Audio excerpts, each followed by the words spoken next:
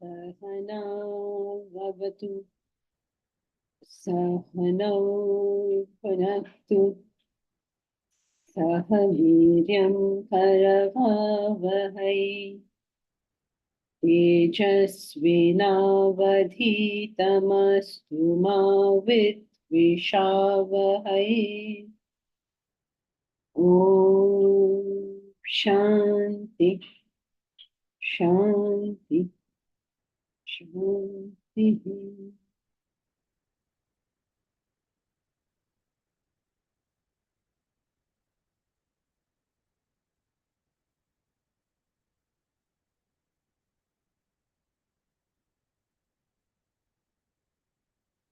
We are studying about how renunciation brings about success. Very few people see any kind of connection. In fact, they think renunciation is after your success, before your success, instead of your success, whatever. So, we are studying over here how renunciation brings about success. And the first way it operates, I mean, it's all the same thing, just different views of the same situation, is you just stop thinking about yourself so much. Everything in our life is about me. Am I comfortable to do it? Do I want to do it? I have this, I have that. It's all me, me, me, me, me. And there is so much me that action suffers. Instead of saying what needs to be done and simply do it, we have so many thoughts about it. Just do it. Why do you think Nike is such a famous brand? Just do it. You know what Nike is really, right? She is the goddess. She's the goddess in uh, uh, was it Greek or Roman mythology, and she's the one who determines victory. She's winged. She has these massive wings. If you ever go to Paris, please see her wonderful image as she lands on the boat, which is taking the armada to Troy. Fabulous imagery they have. She lands with her massive wings on the ship that they are going. Now, where does victory lie? Victory lies in the fact that you have done something. You see, many people say, oh, those people are so selfish, then why do they get more than us? We are so unselfish. We are good people, and those are bad people, and they get so much more. Why do they get more? For the simple reason that they work. All these good people, they don't want to work. They want the crown that says, I am so good. But they don't want to work. But the selfish people, because they are selfish and they want to get something, they at least work. The unselfish people say, अब क्या करेंगे? अब हो गया. What is there in all these things? If you get money, so what? If you become rich, so what? If you become powerful, so what? Of course, so what? But you're not working to become rich or powerful or anything. You're working so that you take one step closer to the self. When Vedanta says that, forget it, yeah, what is there in getting money or getting power or getting, this thing, madhouse it is. Madhouse because first you will chase it with so much hope, then you will get it or you will not. If you don't get it, you'll be disappointed. If you get it, you'll be totally disappointed because nothing much happened after getting it. You are still where you are. So it runs it down, not so that we don't work, but We don't get obsessed. so that, We don't get obsessed. yes, okay, that's also a side effect, but so that we work, so that We grow. we grow. We work for what? Self-development. For a higher cause. So it's running down the aims for which you are working. It's not running down the work itself. So when we forget about ourselves and dissolve our individuality into something higher, into something greater, into something else, forget about us, anything else in this world will do. The personality simply grows. So he says the first quality of success is the absence of ego. Ego is giving my body, mind, intellect an excessive importance. I told you, right? I was quite surprised. Many years ago, I heard this statement that Dhirubhai Ambani is supposed to have made. Now, I have not verified whether he made that statement or not. So do not catch me on that. But it is generally believed that he made this statement that I will touch the feet of any bureaucrat. So this is a statement he is, at least this is what floats around in society. I don't know whether he said it or not, but it's an incredible thought itself. Would you do that? He said, no, I'm too proud to do that. Why are you so proud to do that? If touching the feet of the bureaucrat will take you to your goal, why will you not do it? No, I am too great for that. Then you will not get the success he got. It is a matter of fact. None of us have the kind of success he has. So we are also caught up with our own selves. Myself, my problems, my life, my mother, my father, my wife, my children, my. And nothing else than my health. That's another one. Something or the other. To say, I don't care what's happening to me. I am going to do this.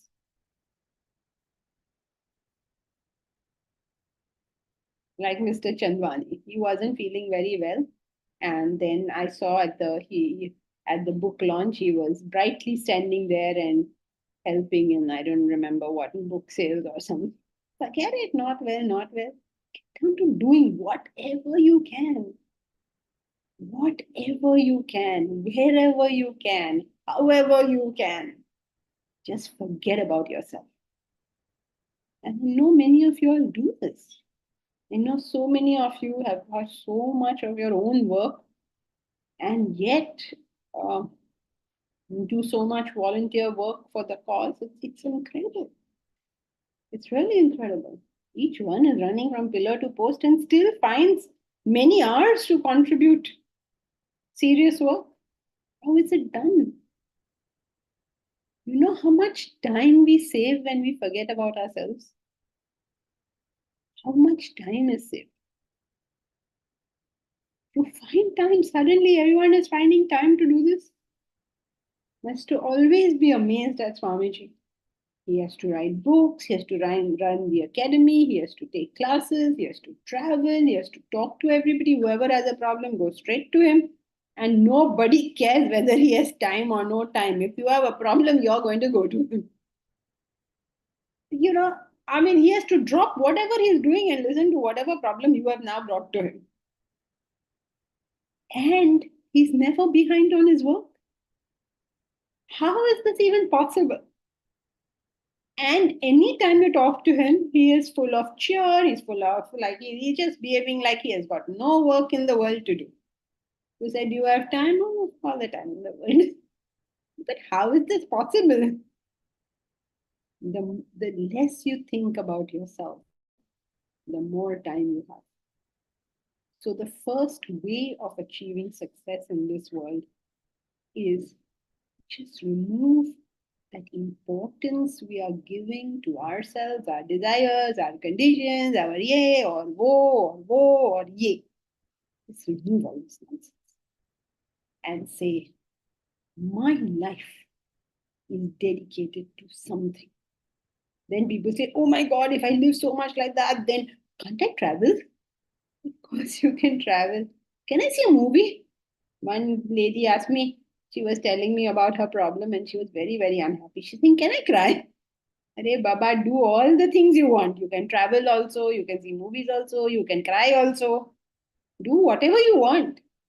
But never at the cost of your goal. You are doing what you are doing. And your sights are on that. Now you can do everything in the world. There's no taboo on anything. Go dancing. Shall I celebrate Valentine's Day? If you'd like to, please go right ahead. Give red roses or whatever it is you wish to give to your partner. Go right ahead. Do whatever you want.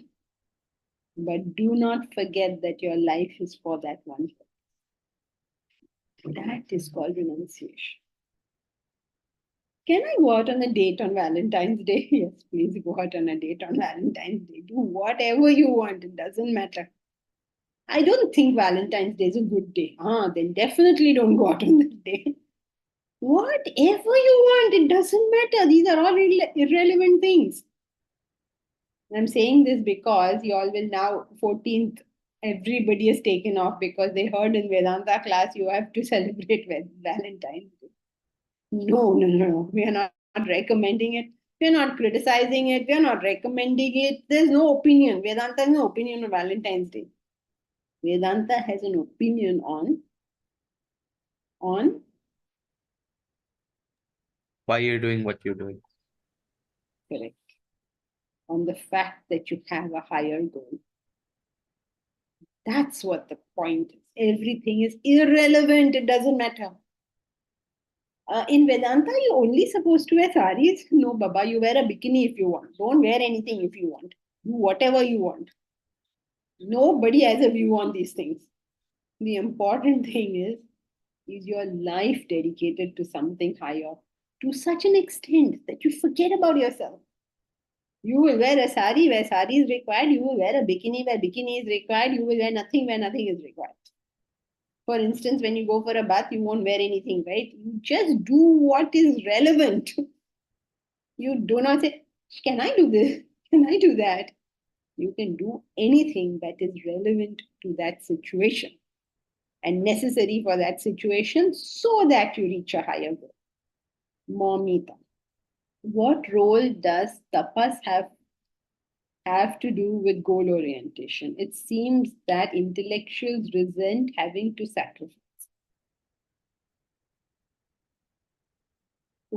Okay, so let's just define all our terms, Mommy. Where are you? Why is your video switched off today? Now, until this whole thing goes off, you all can all switch on your videos. So I get a feeling that कोई सुन तो रहा है. At least visually वो feeling मिलता है कि कोई सुन रहा है. What role does tapas have to play? Okay, so let's define tapas. What is tapas? Tapas is defined as conservation of energy from unproductive sources and redirection to a higher cause. So you do not spend your resources on unproductive things, but you redirect it to a higher cause. That is the definition of tapas. Right? So when you say I don't spend my energy on the on unproductive things. What are unproductive things? You will have to decide for yourself. What is unproductive? If you're going out for dinner with your husband, for instance, is this unproductive? Why not? Because it helps the relationship. Correct. Because the minimum you can do, you married some guy, minimum you can do is give him some degree of happiness, right? It's not unproductive. But fighting with your husband, is that productive? Sometimes. Sometimes, okay. All right. So the times when it is productive, do it. The times when it is not productive, don't do it. Right? So it seems that intellectuals resent having to sacrifice. Absolutely not. The intellectual is the one who realizes that by giving up this small pleasure, I'm going to get a much bigger pleasure. Intellect is discrimination. So I realize what is the cost benefit analysis like almost instantly. Will I give up the self to fight with my husband? No. So it is almost instinctive for an intellectual, especially one trained in Vedanta, because one trained in Vedanta always has this discrimination going on. What is permanent? What is impermanent? That is always you never forget this. So why would you not sacrifice? You know perfectly well that by giving up this thing, that is what is coming out of it. So every intellectual will do it. It is sometimes people who do not have an intellect um, who are not able to do that discrimination. That I am giving up this copper coin and I'm getting a silver one. But Rajasic, sorry. Go ahead. But Rajasic people seem to be very up for making sacrifices more than intellectuals who seem to be a little lazy at times in terms of putting in effort. Like they can do brain work, but not anything which they are not accustomed to doing. It appears like that. Yeah, so you have to define your terms. What are you meaning by these things? An intellectual, at least in terms of, I don't know how you're using the word intellectual, at least in Vedanta, in our jargon, we use it as a person whose actions are determined by his intellect. Normally, people use the word intellectual to mean someone well read or well informed or having a lot of degrees or being able to converse on various topics. We call such people intelligent. Yeah, I think I meant intelligent or reason oriented or people who like analyzing things and like that. Yeah. So that is what reason oriented is different, but if you just like analyzing the other words, that is all mind. It's an activity the mind enjoys and does. So that won't come under intellectual as defined within the scope of this subject. So those who like it and do it are merely following their minds. So sacrifice is well understood by the intellectual. Yeah, they don't see it as sacrifice. Right. They see it as there is no point giving that up for this. Like for instance, I won't give up my financial security for one small stupid purchase. I won't give up my relationship for one stupid disagreement. I won't give up my health for, you know, for the joy of smoking or whatever it is. So that's an intellectual who's able to do this discrimination. And these are very few people in this world. Those who love intellectual life love sitting and intellectualizing in that sense. It will appear as a sacrifice to other people. Yes. For the person, correct, it will appear to others, but to the person themselves, it doesn't appear as a sacrifice. Like, for instance, other people, knowing that you're so regular with your classes and you come for each one, think, what a great sacrifice. But you yourself may realize that that's not a sacrifice. That is what you want to do. That's your choice. That's what you have chosen. So it doesn't appear as a sacrifice to the individual themselves. Yes. Thank you. Jankiji, but it is also giving a higher joy, right? Yes, So, of course. yeah. So that's why it's not appearing as a sacrifice to that person. That person understands it. Okay, for a child, it's a big sacrifice an adult is making. Suppose a child is playing Monopoly with his dad, and his boss phones.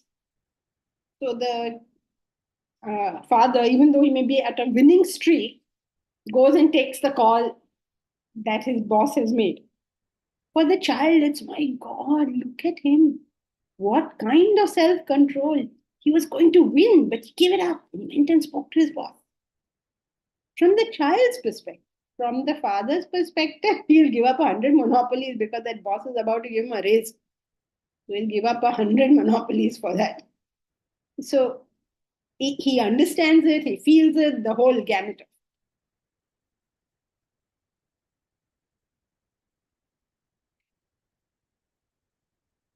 So the first way in which it gives renunciation, it gives success, is because you simply stop thinking about yourself and I will be happy and I will be comfortable and I will be looked up to, I will be looked down to, people will say this about me or that about me, all of that. All of you actually did this. Remember, most people think, I can't ask anybody for money. And this institution today has money because every single person went out there and asked for it. We are going to buy the plot of land because of the sacrifice that everybody has made to go to all their friends and colleagues and everybody and say, Viksham Dehi. Everybody went out and did it. And the consequence of it is now we are on step one of building the Vedanta University. Right? So when you went out to do it, you had to sacrifice this feeling, oh, I can't ask anybody for money. What will they say about me if I ask them for money? Why did you do it? Because you didn't approach it like this. Those people who approached it like that were not capable of asking for it because their thing was all about me. I know so many people. They could not ask also because it was about me. What will they think about me? I cannot ask. I've never asked anybody for money. But those people who said, look, we have to put up the university. For that, we have to buy the land. For that, we have to do this. You see, there's a whole difference in the perspective of it all. Everybody went out and did it. Well, everybody means most people went out and did it, and the end result is look where we are now. Of course, we'll have to do it multiple times, but at least we've come up to this point. Those who look upon it as I have to ask for money find it impossible to do. And they will not even succeed. Those who say university has to be built will go and do it. It's an incredible change of perception that brings about success. So when you're able to put yourself, you become successful. Because you're not asking anyone for money, right? It's not like you're craving money when you go ask for it. It's not like you want the money. What are you going to do with that money? It's not going to come to you also, even if they do give it to you. So that's what he means by attach you lose, detach you gain. So you work for the university and money comes to you. You work for yourself and you always find yourself short of money. When you focus on the lower and keep working, you find a certain frustration with this whole thing. I'm making a statement untested. No market research done on it. No research done on this statement whatsoever. But I think it would hold true. The journal team can do the research and find out how many people believe that they have made as much money as they are capable of making. How many people believe it?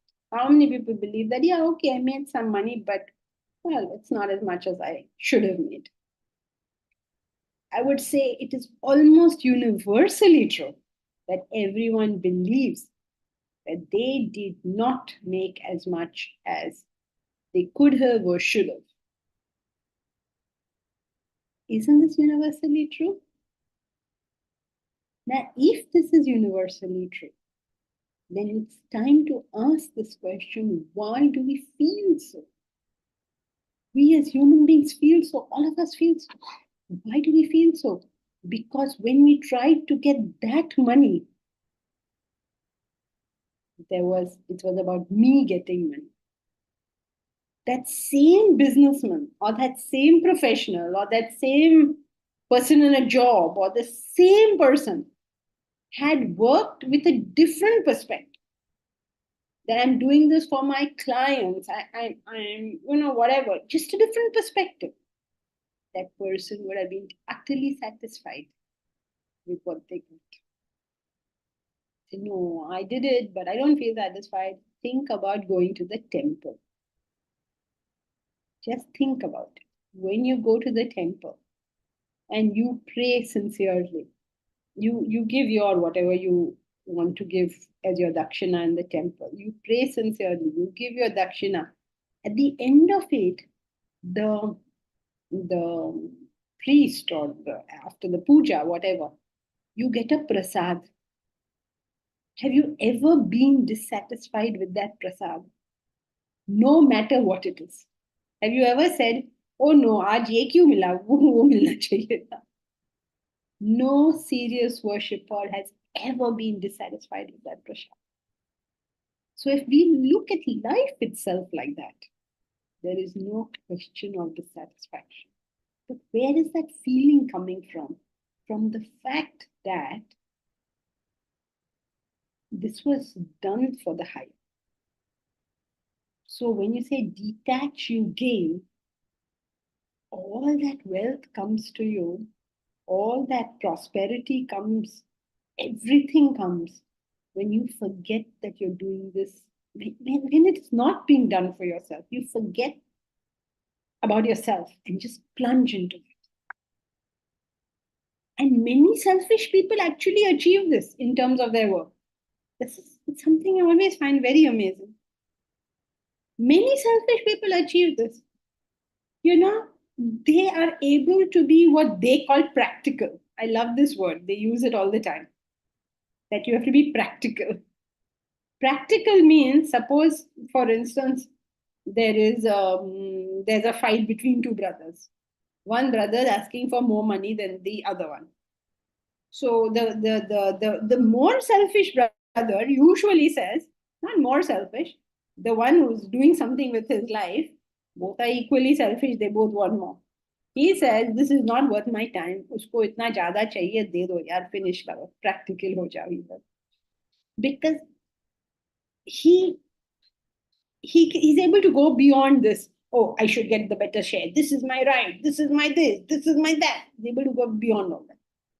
So he saves his life from the clutches of eternal friction. So the moment you're able to do that, you are the gainer. So renunciation is not some kind of impractical thing where you just leave everything and then you sit quietly and then you're a renounced person. Who is giving you this feather in your cap? What are you patting yourself on the back that I'm a renounced person? The question is not whether you're a renounced person or not. The question is, we have all arrived here. If nature were to do a audit on us, would I be on its debit side or credit side? Why am I patting myself on the back about my own greatness? Who is giving me this padvi? No, I am not interested in anything. Sit on a high chair and claim to be not interested. What's the point? Who is benefited out of this? What is the goodness that has come out of this? So, therefore, renunciation is not merely some fantastic idea that lives in our heads, but an actual contribution to the world. Then you'll say, in that case, where's the renunciation? What have you left? You have left of yourself. That is what you have to leave, not anything else. Just this interest in oneself. Just that much. So, I hope that is clear, because what are we leaving and what are we not leaving? This is a big question, even a huge philosophical question. In Sanskrit, it's called pravritti and nivritti. Pravritti means where you're going to perform action, and nivritti means what you're going to leave. So, what are you going to take up and what are you going to leave? All of Vedanta is only to give you that discrimination. What are you taking up and what are you leaving? So you are a renounced person if what you have left is self-interest. And you are an attached person if what you have is self-interest. Yes, Bharat. Yeah. So Jankiji, did we say that a selfish person also is practicing renunciation because momentarily he's forgotten about himself? Yes. But he doesn't get the fruit of renunciation, right? I mean, He gets for that momentary bit. For that momentary thing where he was able to put himself, you get the fruit there. Which, remember, the fruit we are talking about here is success. Remember, the topic we are on is renunciation is the way to success. So he will get success in that because he only did it in that very small arena. but he'll still have the feeling of lacking, right? In other areas, he has figured out that this is his best. This is his best case scenario. So he's good with it. The real fruit of renunciation is self-development. Huh? So we won't go that far. But yes, he will be peaceful. He will be successful. Okay. As far as Thank that you. is concerned, that particular act is concerned.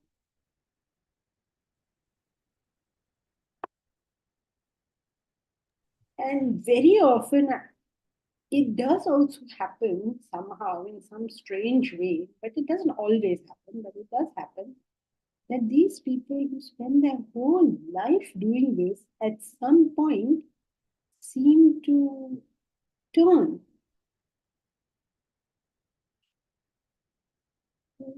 It doesn't always happen, but it does happen sometimes. And it's a very interesting thing. And that turn they do on their own, but one can never say why.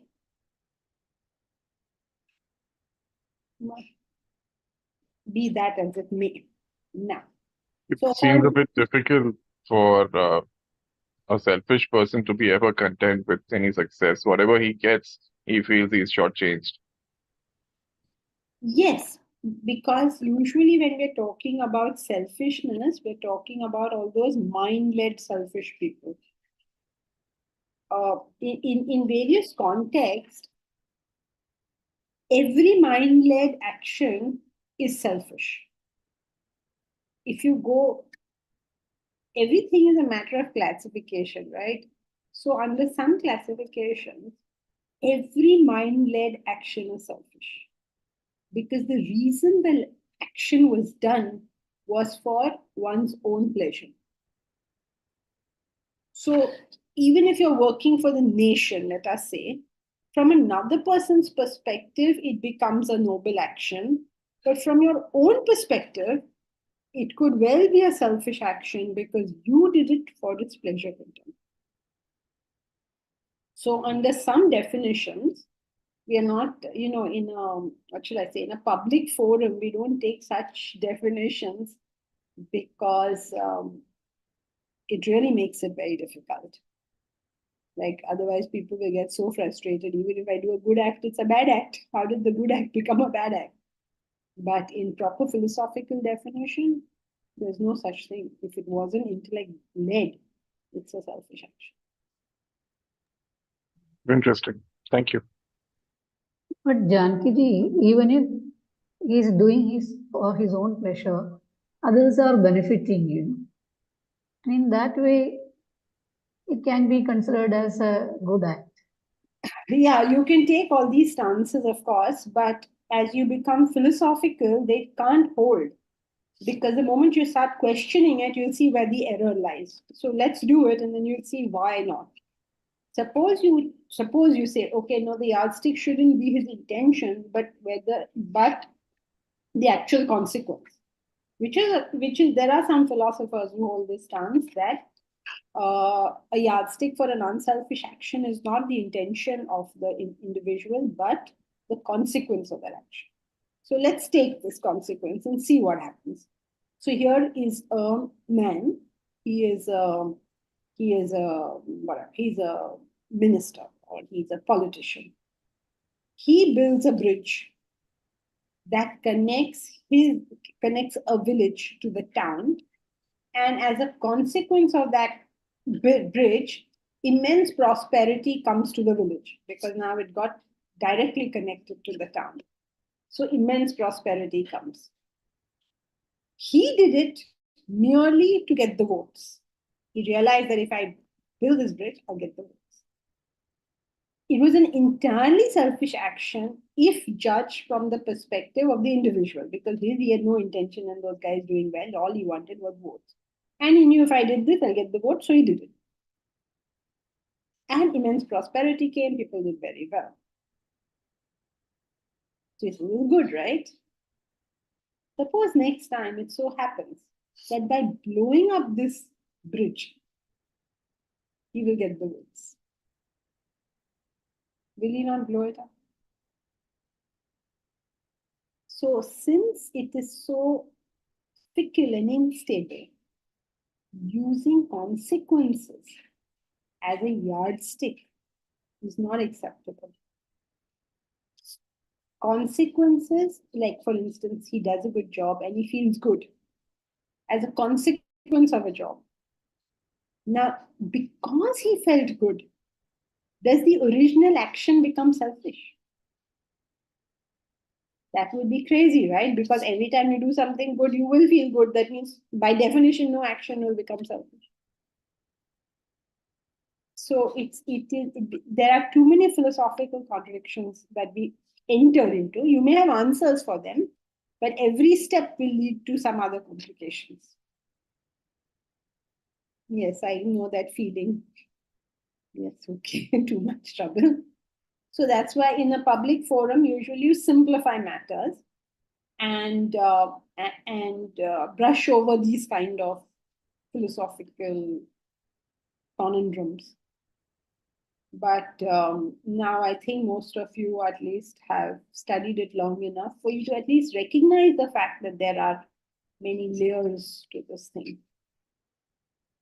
If we bring about all the layers in a class such as this, then people who are relatively new will just completely lost.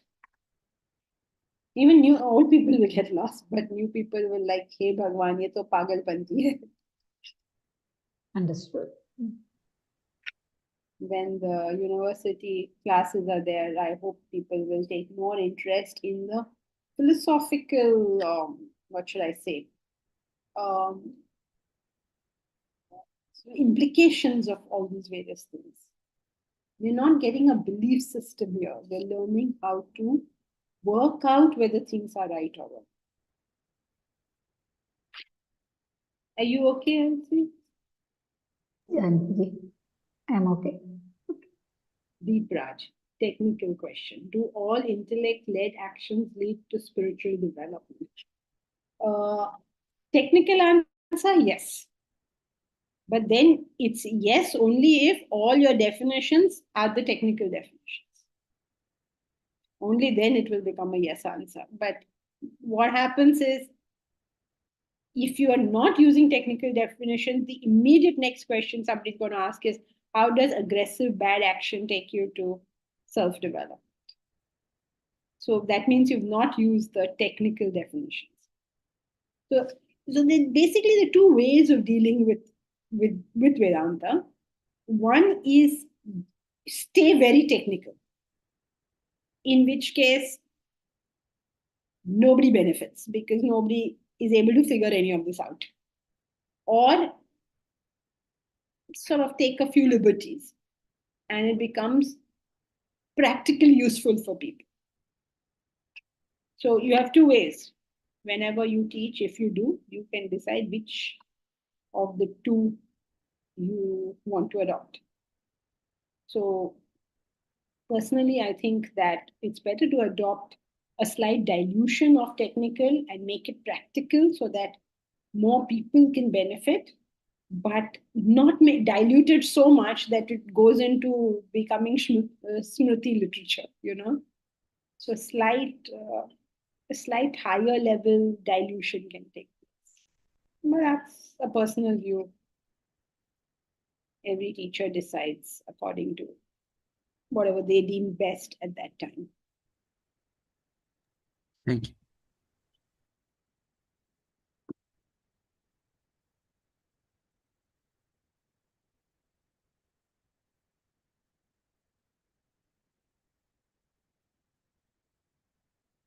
So, who will read the next? Can I read? Please.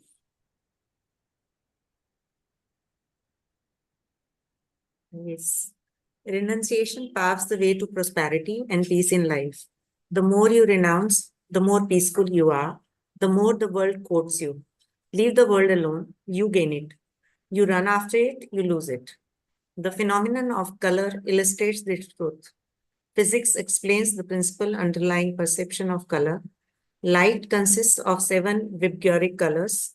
You see an object only when it is bathed in light. By light, it reflects. A rose appears red because it reflects red only. It absorbs the other 6 colors and rejects red. Strange as it may sound, the rose is red because it gives away red. Thus, an object appears in the color that it relinquishes. There is a story depicting this striking truth of life. So there's renunciation doesn't mean giving it away. It's just absorbing everything and where to give and where to leave. That is the main phenomenon. Like physics में जैसे बोलते हैं कि red rose वो क्यों red दिखता है? Because वो all सब colors को absorb करके red only is projecting. He is giving away. What he is giving away, that shows what he is getting. So it's a contradictory thing which people think of renunciation, but actually what it is the other way around. That's what I think I understood by this. So what is it trying to say? That you have what you give.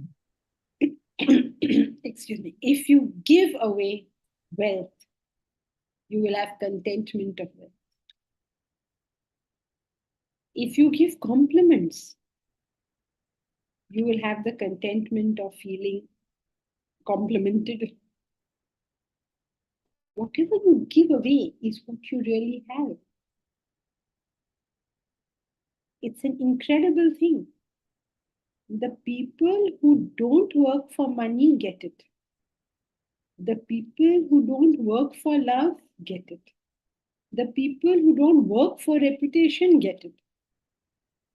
If you look at all the great people of history, I don't think any one of them would have said, I would like to have good reputation. I would like to be a famous person. You think Mother Teresa or Mahatma Gandhi or Abraham Lincoln or I don't know, Nelson Mandela, anybody who a very famous person actually worked for fame. Those people who did work for fame and achieved fame were irritated by that fame. Do you realize that? All stars are against the paparazzi. You only asked that your picture is there in every magazine. Now when it's there in every magazine, it's irritating to you.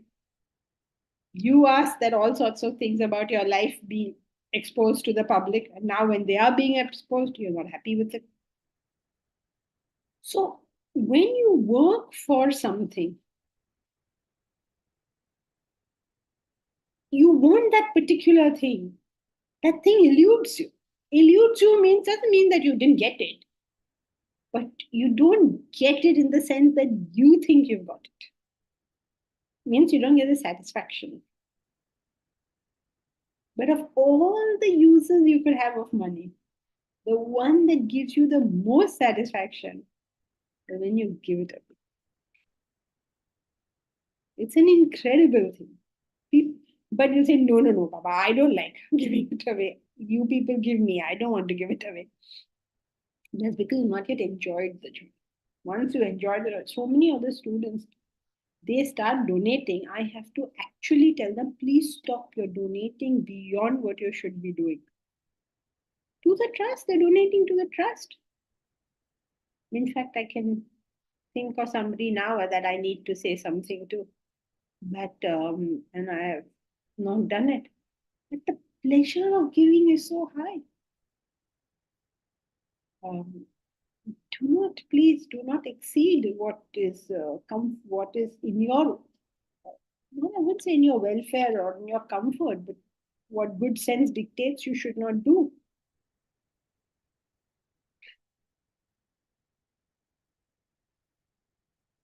There's so much pleasure in unselfishness that the moment you are able to associate with it, you're able to enjoy that, you never exchange it for anything else. You give up anything but that. Just can't give. So just think about what it is in your life that you just can't give up. Then that will tell you your level of renunciation. Because that is what you're really most enjoying. And that tells us our level. And it tells us our level in the sense we have no access to joy above that level. Because if we did have access to joy above that level, we'd take it. For instance, if we had the joy of self-realization, none of us would take anything else. But we don't have it. So then we come down that ladder. So the way to gain anything is to lose it. Red becomes red because the only color which is not absorbed is red. If you absorb all the colors, you become black. If you absorb none of the colors, you become white. Now you understand these mental thought associations. White is always pure. Why? Because an white object has given everything away. Black is a little dark and black, and witches and night and ignorance is colored black. Why? It's absorbed all the colors. When you have to go out at night and look very fancy, what are the colors you wear at night? The color of the night is black. Anybody who goes for those kind of things will have black colors. Suppose the things that you go for are more morning oriented. Like you get up in the morning and you go to the temple. What color will you wear? Always white, right? It's a psychological thing. You seem to get it. Humans seem to get it. So when you have given away something, that thing becomes yours. So many stories about this. The parents, the mother who is willing to give up her son to his wife has the loyalty of both the son and his wife. The mother who clings on to the son loses the loyalty of the son as well as his wife. It's a very interesting thing. Those mothers who are least interested in hanging on to their children hang on to them. Those mothers who are most interested in hanging on to their children, the children are running away. Yeah, Komal, you have a question? Okay. Yes, ma'am. I think the thing came to the mind is regarding the colors, what you said, na? But some of the colors like people wear on certain occasions, like in Christianity, they wear white when they get married, and in Indians, they wear red when they get married. So why this contrast difference in what is there in thinking of theirs, or it's in the color? What the problem is Yeah, in the this is color, all, or these are all like culturally, different yeah, ideas, yeah, different different way of ideas, thinking? different symbolisms. In Like India, in the Muslims, they have all black most of the time. So whether the colors have got any relevance or their mindset have got any relevance or nothing like that. different, no, the colors per se have no relevance. Okay. It's just our own way of looking at it. This culture Okay. in Bharat Bhumi Okay. has these kind of thought associations. Right. It's nothing to do with a particular color, like as such. Yeah. Thank you.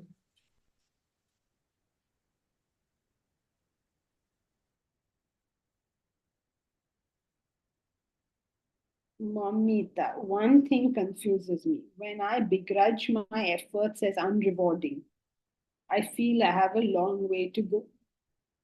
When I find others begrudging their efforts, I feel I'm not empathizing with them. Why is this confusing? Shouldn't I either empathize with myself also sometimes? And reversely, isn't it okay to sometimes evaluate others as perhaps they are being like, shouldn't it be equal? Like, why the difference between me and them?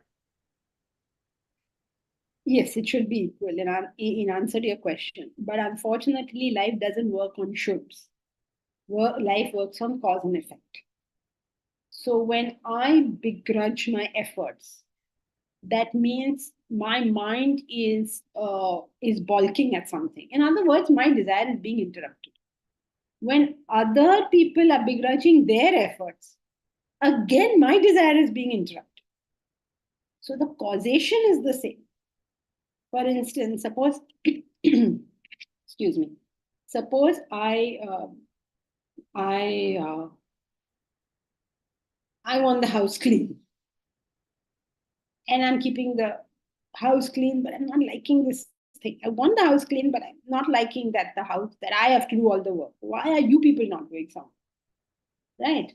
So then I tell others to do it, and now they're begrudging it. Okay, because I'm forcing them. Now I'm not going to be sensitive to their feeling that way, because they're not doing it is interrupting my desire for the clean house. So in both these conditions, my desires have been interrupted. All agitation is because desire is interrupted. No, So but I feel like I need to be more empathetic to others, whereas I'm not as empathetic to myself. Like, that's what I feel. Like, I'm not actually empathizing with them, but I wish I was more empathetic to them.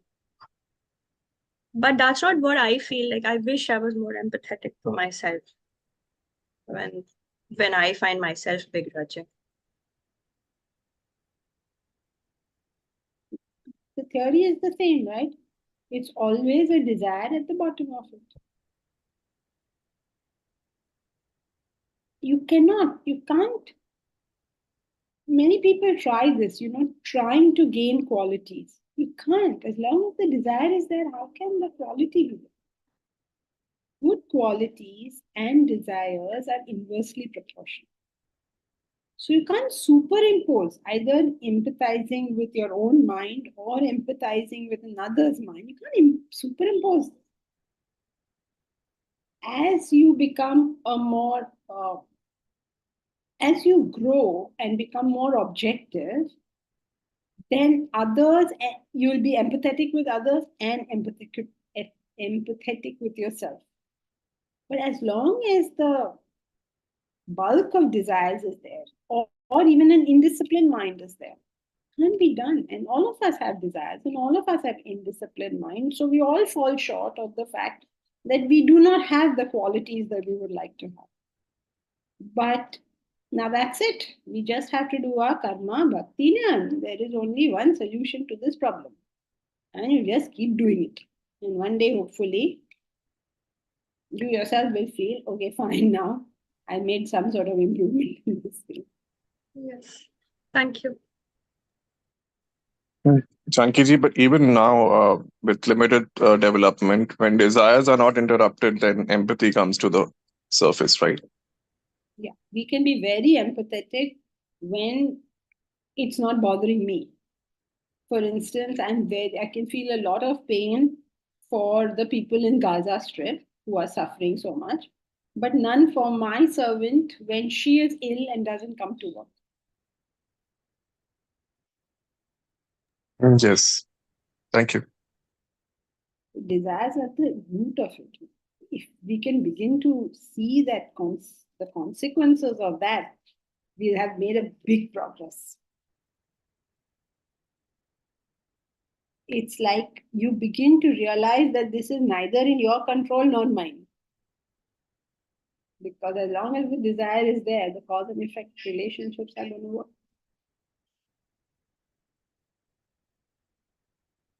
And therefore, you work with the desires. I mean, in their recognition. So, shall we read the story?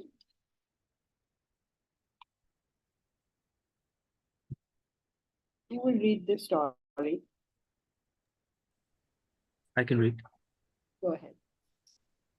The king of a state was anxious to meet a sannyasi, a recluse who has renounced everything in life. He inquired of his minister if he could find one such person. The minister took the king's wish lightly and averred that there were many around. The king waited for a while. There was no response. One day, he summoned the minister and gave him a week's time to fulfill his wish. The minister then realized that the king was serious. He tried hard to find one, but his attempts were all in vain. In utter desperation, he devised a clever plan. He chose a young man to put on an act of a sannyasi in return for a large sum of money. The man readily yielded to his request. He was dressed in ochre robes. He was dressed in ochre robe with with other spiritual accessories to adorn his faked religiosity. He was asked to sit under a tree in a secluded place. The stage was set. The minister announced that he had located the sannyasi. The king and his retinue was brought to the scene. The king was inspired at the sight of the feigned sannyasi. He prostrated at his feet, so did the queen. The king looked inquiringly at the minister. He had to prostrate too. The king offered trays of money, clothing, and food. The sannyasi would not accept any of them. The king was amazed at his spirit of renunciation. He reverentially took leave of the holy man and returned to the palace with his retinue. Continue. The minister rushed back to the scene. He commended the young man on his great performance and offered him the promised payment. The sannyasi refused to accept it. The minister was confused. He told him that the play was over and bade him accept the money. The young man gestured to the minister to sit down and spoke these words of wisdom. Dear sir, did you not witness the beauty and grandeur of life in our episode? Have you not learned a great lesson today? Do you realize I feigned an act of renunciation for a short while? The king, the queen, and the entire retinue were at my feet. Just an act of abstraction, a show of renunciation, showered me so much wealth and reverence upon me. What then would be the power of true renunciation? Realize that, sir, and take back your money. The story tells us the immense power of renunciation that it did. Yes, correct. It shows the immense power of renunciation. Even an act of renunciation makes everything fall at your feet. So, what if you actually renounced? Suddenly must have occurred to this young man, right? He just acted. And the king and the queen and everybody were at my feet. Suppose I really were a renounced person, what then would be at my feet? An incredible concept. You know, right? Suppose there is a king and there is or anybody, if there's prime minister, king, president, anybody, and a sage, who will fall at whose feet? Who has the greater respect? The whole world is at the feet of the king or the prime minister or the president. But these people themselves have to bow down to wherever there is wisdom. So it's an incredible idea. You have 1 week to think about it further. Hari Om. Hari Om Granki. Hari Om, Janki. Hariom Janki. Hari Om, Janki.